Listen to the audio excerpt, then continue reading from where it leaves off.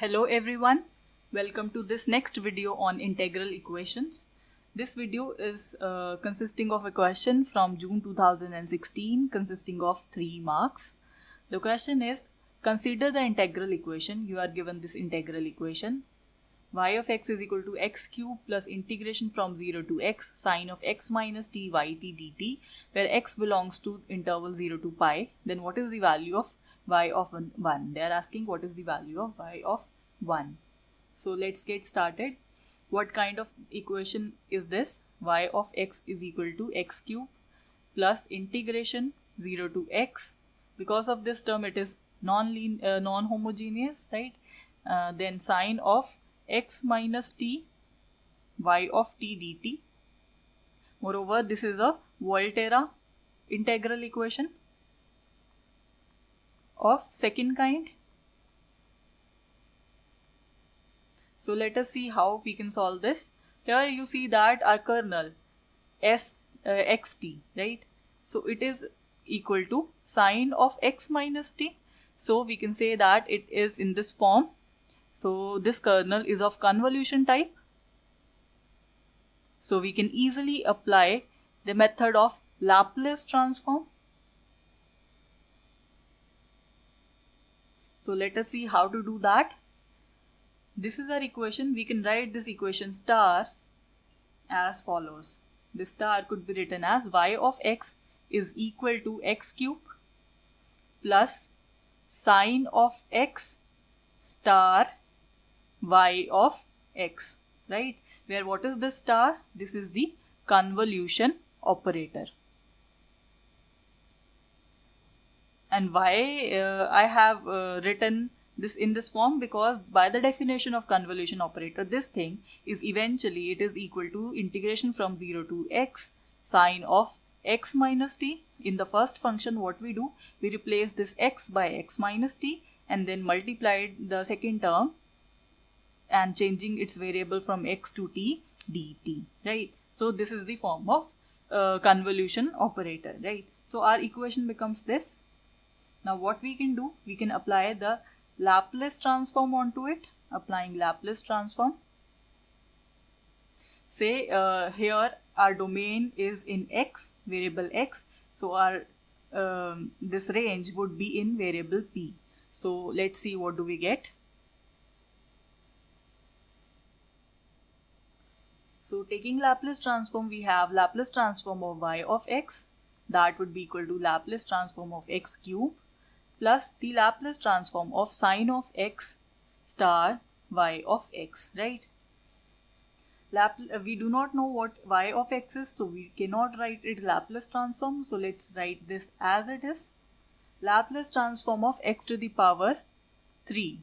We know this formula, Laplace transform of x raised to power n, that is equal to n factorial divided by p raised to power n plus 1. So eventually this would be 3 factorial divided by p raised to power 4. Plus here we can apply the convolution theorem. What does it say? It says that convolution theorem says that the Laplace transform of some function f of x convolved with another function g of x, that would simply be equal to the Laplace transform of first function multiplied by the Laplace transform of second function. So in the Laplace domain, they are just the product, right? So here I can write this as the Laplace transform of sine of x multiplied by the Laplace transform of y of x, right? So let's move these terms together. Let's take this term onto the left hand side. So we'll have Laplace transform of y of x multiplied by 1 minus the Laplace transform of sine of x is equal to 6 divided by p raised to power 4, right? And what is the Laplace transform of sine of x? Laplace transform of sine of alpha x, that would be equal to alpha divided by p square plus alpha square. So in our case, the alpha is equal to 1. So what do we have? We have Laplace transform of y of x as it is 1 minus, it would be 1 divided by p square plus 1. That is equal to 6 upon p raised to power 4. So Laplace transform of y of x, that would be equal to p square divided by p square plus 1, right? When you solve this, you'll get this. That would be equal to 6 upon p power 4. So Laplace of y of x, that would be equal to 6 into p square plus 1 divided by p raised to power 6, or you can write this as 6 divided by p raised to power 4 plus 6 divided by p raised to power 6, right? So now in order to calculate, in order to find what is the value of this y of x, what we need to do, we need to take the inverse Laplace transform.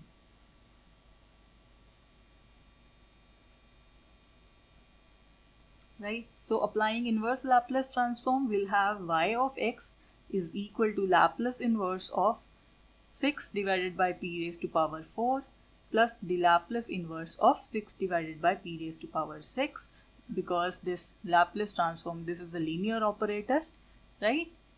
So the Laplace inverse of this quantity, what would be that? We know the Laplace of x cube, right? X cube, what is this? This is equal to 3 factorial divided by p raised to power 4. So Laplace inverse of 3 factorial divided by p raised to power 4, that would eventually be x cube. So this term would be x cube, right? And here we can take 6 common and we are left with Laplace inverse of 1 upon p to the power 6, right? So now what would be the Laplace inverse of 1 upon p to the power 6? We know the Laplace of x to the power 5, that is equal to 5 factorial divided by p to the power of 6, right?